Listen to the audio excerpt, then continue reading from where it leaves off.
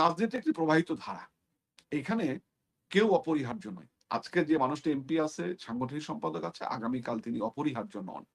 তিনি ছাড়াও দলটি চলবে। এখন যারা দুঃসময়ে কাজ করবেন, তারাই আগামী দিনে আপনার এই দল পরিচালনা করবে। আস্তে, আস্তে নেতা থেকেই মানুষ কর্মী হিসাবে গড়ে ওঠে। আমরাও একসময় রাজপথে ছোট কর্মী ছিলাম। সেখান থেকে আস্তে, আস্তে এই বিভিন্ন পদ প্রাপ্তির মাধ্যমে বিকশিত হয়েছি। এটি যেমন সত্য, আবার আরেকটি সত্য আছে।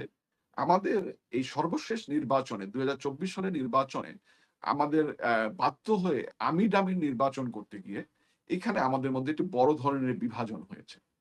তো বিভাজন হওয়ার কারণে যার যে নেতার প্রতিপক্ষ নেতা আছে এবং তাদের যে ফলোয়াররা আছে, তাদের কাজটি হচ্ছে যতটা বেশি তাদের কাছে শত্রু ইউনূস, যতটা বেশি শত্রু হচ্ছে বিএনপি জামাত, তার চেয়ে বড় শত্রু হচ্ছে তার এলাকার যিনি এমপি হয়েছেন। তিনি নৌকা মার্কা নিয়ে হোক বা স্বতন্ত্র হোক। অতএব তাকে আঘাত করতে হবে। এই যে আঘাত করার যে রাজনৈতিক কর্মীরা, এদের মধ্যে ২ টি শ্রেণী রয়েছে। একটা হচ্ছে গুপ্ত, আরেকটি হচ্ছে বিলাসী।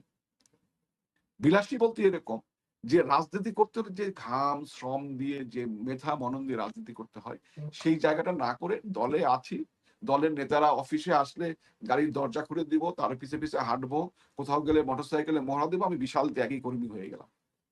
This is the politics. রাজনীতি অধ্যাবসায়ের বিষয় এবং রাজনীতিতে দায়িত্বশীলতা অনেকটা বড় বিষয়। কোন মানুষই, একজন পিতা তার পরিবারে যদি ৩ জন সদস্য থাকে, ৩ জন সদস্যকেও তিনি সমভাবে সন্তুষ্ট করতে পারেন না। আপনি একজন মা, আপনার সন্তানকেও যদি একজন ট্রু কনফেশন করবার জন্য কোথাও নিয়ে গিয়ে তোমার মা জানবে না এটা বলা হয়, আপনার সন্তানও আপনার বিভিন্ন বিষয়ে ক্ষোভ প্রকাশ করবে। তার সঙ্গে আপনি ভালো আচরণ করেননি, অমুক দিন শাসন করেছেন, অমুক পছন্দের খাবার খেতে দেননি, অমুক পছন্দের কাপড় পরতে দেননি, অমুক বন্ধুর সঙ্গে মিশতে দেননি, অসংখ্য আপনার কমপ্লেইন করবে। তার মানে এই না সে আপনাকে ভালোবাসে না, তার সঙ্গে বন্ধনটি ছিন্ন হয়ে গেল। আজকে যে কর্মী আমি স্বপনের সমালোচনা করছে, তার আর আমার পরিচয় হচ্ছে তিনিও বঙ্গবন্ধুকে ভালোবাসেন, আমিও বঙ্গবন্ধুকে ভালোবাসি। তিনিও নেতৃত্বের প্রতি আস্থাশীল, আমিও নেতৃত্বের প্রতি আস্থাশীল। হয়তো সময়ের কারণে, বিভিন্ন কারণে নেতা হতে হলে যে পিতৃত্ব সুলভ, অভিভাবক সুলভ দায়িত্ব পালন করবার দরকার ছিল, সেটি করতে আমরা ব্যর্থ হচ্ছি। অথবা প্রত্যাশা মতো করতে পারছি না। একজন মানুষের তো সীমাবদ্ধতা রয়েছে। যিনি নেতা তিনিও মানুষ। তিনি দেবতা নন। তারও তো সীমাবদ্ধতা রয়েছে। তারও অনেক সীমাবদ্ধতা রয়েছে। সেই জায়গায় যদি সে কোন কারণে অপারগ হয়, এই মুহূর্তে তাকে গালি না দিয়ে বরং তার বিষয়ে নিশ্চুপ থেকে আমরা সংগঠিত হই সবাই মিলে। আমরা ক্রাইসিস মোকাবেলা করি। যিনি মূল নেতৃত্বে বসে আছেন, তিনি ৩৯ বছর ধরে এই দলটি পরিচালনা করছেন। তার নেতৃত্বে এই দলটি ৪ বার রাষ্ট্রীয় ক্ষমতায় গিয়েছে। আমরা যখন শিশু ছিলাম, তখন অনেকেই বলত ৭৫ পরবর্তীতে যে হাতের তালুতে লোম উঠবে তবুও আওয়ামী লীগ কখনো ক্ষমতায় যাবে না। সেই আওয়ামী লীগকে তিনি ৪ বার ক্ষমতায় এনেছেন। সেই আওয়ামী লীগের নেতৃত্বে $৬০ বিলিয়ন অর্থনীতির বাংলাদেশকে $৪৬৬ বিলিয়ন বাংলাদেশে উন্নীত করেছেন। ১৪ বিলিয়ন ডলারের রপ্তানিকে $৬০ বিলিয়ন উন্নীত করেছেন। ১৬৫০ মেগাওয়াটের বিদ্যুতের বাংলাদেশকে প্রথম ধাপে ৪৪০০ মেগাওয়াট করেছিলেন।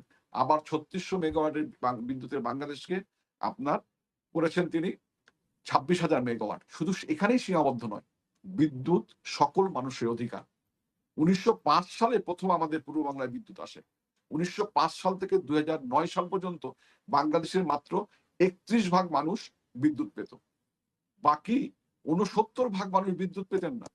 জননেত্রী শেখ হাসিনা তার প্রথম মেয়াদ এবং দ্বিতীয় মেয়াদের কয়েকদিনের মধ্যে ১৬-১৭ সালের মধ্যে তিনি বাংলাদেশের সব মানুষের বাড়িতে বিদ্যুৎ পৌঁছে দিয়েছেন।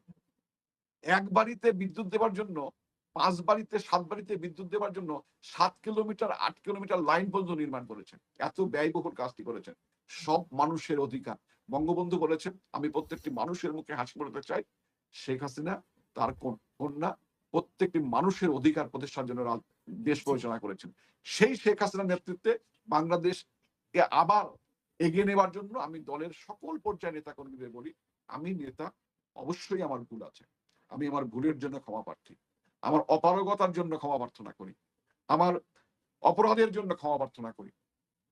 আসুন সবাই ঐক্যবদ্ধ হই, নেত্রীর নেতৃত্বে আওয়ামী লীগকে দাঁড় করাই, বাংলাদেশকে ঘুরে দাঁড় করাই।